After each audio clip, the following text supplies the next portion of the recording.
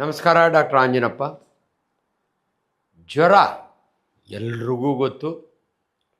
ಇದನ್ನು ಕಾಯಿಲೆ ಅನ್ನಲ್ಲ, ನಾವು ಸಿಂಪ್ಟಮ್ ಅಂತೀವಿ, ರೋಗ ಲಕ್ಷಣ. ಅನೇಕ ಕಾಯಿಲೆಗಳಲ್ಲಿ ಜ್ವರ ಬರುತ್ತೆ. ಅಂದರೆ ಟೆಂಪ್ರೇಚರು, ದೇಹದ ಟೆಂಪ್ರೇಚರು 98.8 ಡಿಗ್ರಿಗಿಂತಲೂ ಮೇಲೆ ಹೋದರೆ, ಸೆಂಟಿಗ್ರೇಡ್ಗಿಂತಲೂ ಫ್ಯಾರನ್ಹೀಟ್ಲು ಮೇಲೆ ಹೋದರೆ ಮೈ ಬಿಸಿ ಆಗುತ್ತಲ್ಲ, ಅದನ್ನು ಜ್ವರ ಅನ್ನೋದು. ಅದರೊಳಗಾಗಿ ವೈರಲ್ ಜ್ವರಗಳು ಬಹಳ ಕಾಮನ್ ಥ್ರೂಔಟ್ ದಿ ಇಯರ್. ಮಳೆಗಾಲ, ಚಳಿಗಾಲ, ಬೇಸಿಗೆ ಕಾಲ, ಯಾವಾಗ ಬೇಕಾದರೂ ಬರುವಂಥ ಒಂದು ವೈರಲ್ ಕಾಯಿಲೆ. ಯೂಶ್ವಲಿ ಸಾವು ನೋವುಗಳು ಬಹಳ ಕಡಿಮೆ. ಆದರೆ ಇವತ್ತು ಜ್ವರದ ಬಗ್ಗೆ ವಿಶೇಷವಾಗಿ ಯಾಕೆ ಮಾತಾಡ್ತಿದ್ದೀನಿ ಅಂದರೆ, ನಾವು ವೈದ್ಯರು ಕೂಡ ಒಂದು ಜ್ವರಕ್ಕೆ ಹೆದರ್ತೇವೆ ಅಂದರೆ ಸೀರಿಯಸ್ ಜ್ವರ, ಡೆತ್ ಆಗೋದು ಕಾಮನ್ನು. ಅದು ಡೆಂಗ್ಯೂ ಜ್ವರ. ಈ ಡೆಂಗ್ಯೂ ಜ್ವರ ಯಾವಾಗ ಕಾಮನ್ ಅಂದರೆ ಮಳೆಗಾಲದಲ್ಲಿ. ಇದು ಕೂಡ ಒಂದು ವೈರಲ್ ಕಾಯಿಲೆ. ಆದರೆ ಈ ನೆಗಡಿ ಕೆಮ್ಮುಗೆ ರೆಸ್ಪಿರೇಟರಿ ವೈರಸ್ ಅಂತೀವಿ, ಇನ್ಫ್ಲೂಯೆನ್ಸಾ ವೈರಸ್ ಅಂತೀವಿ, ಫ್ಲೂ ವೈರಸ್ ಅಂತೀವಿ. ಅದು ಒಬ್ಬರಿಂದ ಒಬ್ಬರಿಗೆ ನೆಗಡಿ ಕೆಮ್ಮಿನಿಂದ ಹರಡುತ್ತೆ. ಆದರೆ ಈ ಡೆಂಗ್ಯೂ ಜ್ವರ ಒಂದು ಮಸ್ಕಿಟೋಯಿಂದ, ವೆಕ್ಟಾರ್ ಅಂತೀವಿ ಮಸ್ಕಿಟೋನ. ಅದರೊಳಗಾಗಿ ಈ ಡೆಂಗ್ಯೂ ಜ್ವರ ಕಚ್ಚುವ ಸೊಳ್ಳೆ. ಅದರ ವಿಶೇಷತೆ ಏನಂದರೆ, ಇದನ್ನು ಟೈಗರ್ ಮಸ್ಕಿಟೋ ಅಂತೀವಿ, ಈಡಿಸ್ ಮಸ್ಕಿಟೋ ಅಂತೀವಿ. ಈ ಮಸ್ಕಿಟೋ ಹಗಲು ಕಚ್ಚುವ ಸೊಳ್ಳೆ. ಇದು ಗಲೀಜು ನೀರಿನಲ್ಲಿ ಮೊಟ್ಟೆ ಇಡೋದಿಲ್ಲ, ಚರಂಡಿಯಲ್ಲಿ, ಮೋರಿಯಲ್ಲಿ, ಅಲ್ಲಿ. ಇದು ಫ್ರೆಶ್ ವಾಟರ್ನಲ್ಲಿ. ಮಳೆಗಾಲದಲ್ಲಿ ಯಾಕೆ ಅಂದರೆ, ನಿಮ್ಮ ಮನೆಯ ಸುತ್ತಮುತ್ತ ನೀರು ನಿಂತಿರುತ್ತೆ, ಬಕೆಟ್ನ ನೀರಿರುತ್ತೆ, ಚಿಪ್ನಲ್ಲಿ ನೀರಿರುತ್ತೆ, ಟ್ಯೂಬ್ಗಳಲ್ಲಿ ನೀರಿರುತ್ತೆ. ನಿಮ್ಮ ಮನೆ ಮುಂದೆ ರೋಡ್ನಾಗ ಹಳ್ಳ ಇದ್ದರೆ, ಪಾತ್ ಹೋಲ್ ಇದ್ದರೆ ಅದರೊಳಗೆ ಇರುತ್ತೆ. ಹಳ್ಳಿಗಳ ಕಡೆ ಹೋದರೆ, ನೀವು ಸ್ಕೂಲ್ಗಳ ಪಕ್ಕದಲ್ಲಿ ಗದ್ದೆ ಇರುತ್ತೆ, ಅಂಥ ಕಡೆ ಮೊಟ್ಟೆ ಇಡುವಂಥ ಈ Aedes mosquito unfortunately female mosquito. ಅದು ಪ್ರೆಗ್ನೆಂಟ್ ಇದ್ದಾಗೆ, ಅಂದರೆ ಮೊಟ್ಟೆ ತನ್ನ ಹೊಟ್ಟೆಯಲ್ಲಿದ್ದಾಗೆ ಯೂಶ್ವಲಿ ಮನುಷ್ಯನ ಕಚ್ಚುತ್ತೆ. ಅದು ವೆಜಿಟೇರಿಯನ್ ಮಸ್ಕಿಟೋ. ಆ್ಯಕ್ಚುಲಿ ಗಿಡದ ರಸವನ್ನು ಕುಡಿದು ಬದುಕುವಂಥದ್ದು. ಮೇಲ್ ಮಸ್ಕಿಟೋ ಯೂಶ್ವಲಿ ಹಂಗೇ ಇರುತ್ತೆ. ಆದರೆ ಫೀಮೇಲ್ ಮಸ್ಕಿಟೋ ಪ್ರೆಗ್ನೆಂಟ್ ಇದ್ದಾಗೆ ಅವು ಮನುಷ್ಯನ ಕಚ್ಚಕ್ಕೆ ನೋಡ್ತವೆ, ಯಾಕಂದರೆ ಇಂಟ್ಯೂಷನ್ ಅದು. ಅದರೊಳಗಾಗಿ ಇದು ಏನಂದರೆ, ಮೊಣಕಾಲಿಂದ ಕೆಳಗಡೆ ಕಚ್ಚುವ ಸೊಳ್ಳೆ. ಕೂತಿದ್ದವರಿಗೆ ಹಿಂದುಗಡೆಯಿಂದ ಬಂದು ಮೈ ಇದಿಗೆ ಮೊಣಕಾಲು ಇಲ್ಲಿ ಕಚ್ಚುವ ಸೊಳ್ಳೆ. ಸೊ ಇದು ವಿಶೇಷತೆ ಏನಂದರೆ, ಮುಂದೆ ಬಂದರೆ ನೀವು ಹೊಡೆದಾಕ್ತೀರಿ. ಆದರೆ ಈ ಮಸ್ಕಿಗೆ ಇಂಟ್ಯೂಷನ್ ಇದೆ, ಹಿಂದುಗಡೆಯಿಂದ ಬಂದ್ಕ. ಅದಕ್ಕೇ ಫುಲ್ ಸ್ಲೀವ್ ಹಾಕಿ ಅಂತ ಹೇಳೋದು. ಸೊ ಈ ಮಸ್ಕಿಟೋ ಬೈಟ್ನಿಂದ ನೀವು ತಪ್ಪಿಸ್ಕೊಳ್ಬೇಕಾದ್ರೆ, ಮೊದಲನೇದು prevention is better then cure.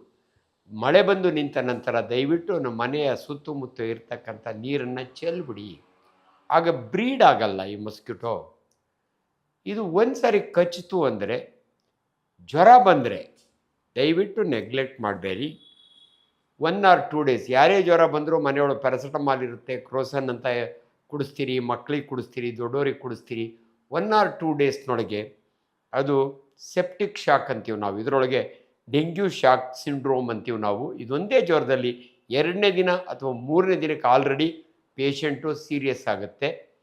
So ನೀವು ಭಾಳ ಸರಿ ಕೇಳಿರ್ತೀರಿ, ಆರೋಗ್ಯವಾಗಿದ್ದರು, ಶಾಲೆಗೆ ಹೋಗಿದ್ರು ನಮ್ಮ ಮಗಳು, ಸಂಜೆ ಬರೋಷ್ಟೊತ್ತಿಗೆ ಹಾಸ್ಪಿಟ್ಲಿಗೆ ಅಡ್ಮಿಟ್ ಮಾಡಿದರು ಇನ್ಸ್ಟಿಟ್ಯೂಷನ್ನವರು.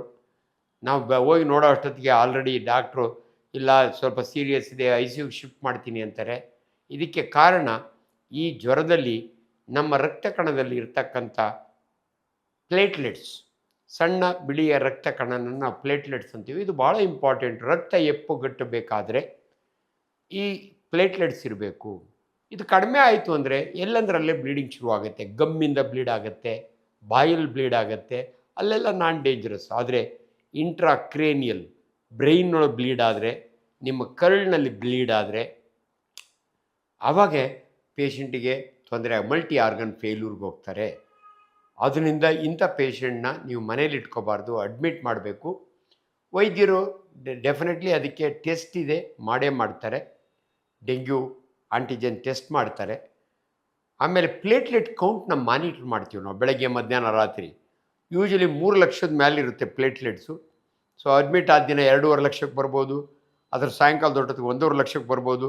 ಬರ್ತಾ ಬರ್ತಾ ಬರ್ತಾ 20,000 ಕೆಳಗಡೆ ಬಂದರೆ ಇಟ್ಸ್ ಅ ಡೇಂಜರಸ್ ಟೈಮ್ ಅಂತೀವಿ ನಾವು. ಅದರಿಂದ ಆ ಸಮಯದಲ್ಲಿ ಪ್ಲೇಟ್ಲೆಟ್ ಕಾನ್ಸಂಟ್ರೇಟ್ ಸಿಗುತ್ತೆ, ಟ್ರಾನ್ಸ್ಫ್ಯೂಷನ್ ಮಾಡಬೇಕಾಗುತ್ತೆ. ಆ್ಯಂಡ್ ಬೇರೆ I V fluid support, antibiotics, ಏನಾದರೂ ಅಡಿಷನಲ್ ಇನ್ಫೆಕ್ಷನ್, ರೆಸ್ಪಿರೇಟರಿ ಇನ್ಫೆಕ್ಷನ್ ಇದ್ದರೆ ಇವೆಲ್ಲ ಬೇಕಾಗುತ್ತೆ. ಇದು ICU ಮ್ಯಾನೇಜ್ಮೆಂಟ್ ಅಂತೀವಿ. ದಯವಿಟ್ಟು ಈ ಸಮಯದಲ್ಲಿ ನಿನ್ನೆ ಮೊನ್ನೆ ಮಳೆ ಬಿದ್ದಿದೆ, ಮತ್ತೆ ಮಳೆ ಬೀಳೋ ಸಂಭವ ಇದೆ. ಸೊ ದಯವಿಟ್ಟು ನಿಮ್ಮ ಮಕ್ಕಳಿಗೆ ಆಚೆ ಕಳಿಸ್ಬೇಕಾದ್ರೆ full sleeve shirt, full sleeve pant, ನಿಕ್ಕರಲ್ಲ, ಯಾಕಂದರೆ ಮೊಣಕಾಲು ಕೆಳಗಡೆ ಕಚ್ಚುತ್ತೆ. ಆದ್ದರಿಂದ ದಯವಿಟ್ಟು. ಆಮೇಲೆ ಹಿರಿಯರು ವಾಕಿಂಗ್ ಮಾಡಬೇಕಾದ್ರೆ ಅವ್ರಿಗೂ ಪಾರ್ಕ್ನೊಳಗಿಂತ ಮಸ್ಕಿಟೋಸ್ ಕಚ್ಬೋದು. ದಯವಿಟ್ಟು ಕೇರ್ಫುಲ್ಲಾಗಿರಿ. ಸೊ ಒನ್ಸ್ ಈ ಜ್ವರ ಬಂತು ಅಂದರೆ ಸೊ ಡೆತ್ ರೇಟ್ ಜಾಸ್ತಿ ಇರೋದ್ರಿಂದ ಟ್ರೀಟ್ಮೆಂಟ್ ಕೊಟ್ಟರೆ ಡೆಫಿನೆಟ್ಲಿ ಉಳ್ಕೊಳ್ಳೋ ಚಾನ್ಸಸ್ ಇರುತ್ತೆ. ಅದರಿಂದ ಡೆಂಗ್ಯೂ ಫೀವರ್ನ ದಯವಿಟ್ಟು ನೆಗ್ಲೆಕ್ಟ್ ಮಾಡಬೇಡಿ. ಪ್ರಿವೆನ್ಷನ್ ನಾನು ಆಗಲೇ ಹೇಳಿದ್ದೀನಿ.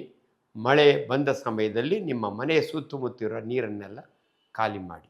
ಯೂಶ್ವಲಿ ನಮ್ಮ ದೇಶದಲ್ಲಿ ಪಥ್ಯಗಳು ಮಾಡೋದು ಜಾಸ್ತಿ. ಜ್ವರ ಬಂದಾಗೆ ಅನ್ನ ಕೊಡಬೇಡ ಅಂತಾರೆ. ಅದರೊಳಗಾಗಿ ಡೆಂಗ್ಯೂ ಬಂದ ಮೇಲಂತೂ ಪಪಾಯ ಲೀವ್ಸು, ಪಪಾಯ ಕ್ಯಾಪ್ಸುಲೇ ಬರುತ್ತೆ. ಇದು ಎಲ್ಲೋ ಪ್ಲೇಟ್ಲೆಟ್ನ ಇಂಪ್ರೂವ್ ಮಾಡುತ್ತೆ ಅನ್ನೋ ಒಂದು ಪ್ರತೀತಿ ಇದೆ. ಡೆಫಿನೆಟ್ಲಿ ಅದರಿಂದ ಒಳ್ಳೆಯದಾಗುತ್ತೆ. ಇವೆಲ್ಲ ಅದನ್ನೇ ನಂಬ್ಕೊಂಡು ನೀವು ಮನೆಗೆ ಪಪಾಯ ತಿನ್ಕೊಂಡು ಪಪಾಯ ಕ್ಯಾಪ್ಸೂಲ್ ತೊಗೊಂಡು ಇರೋಕ್ಕೆ ಹೋಗಬೇಡಿ.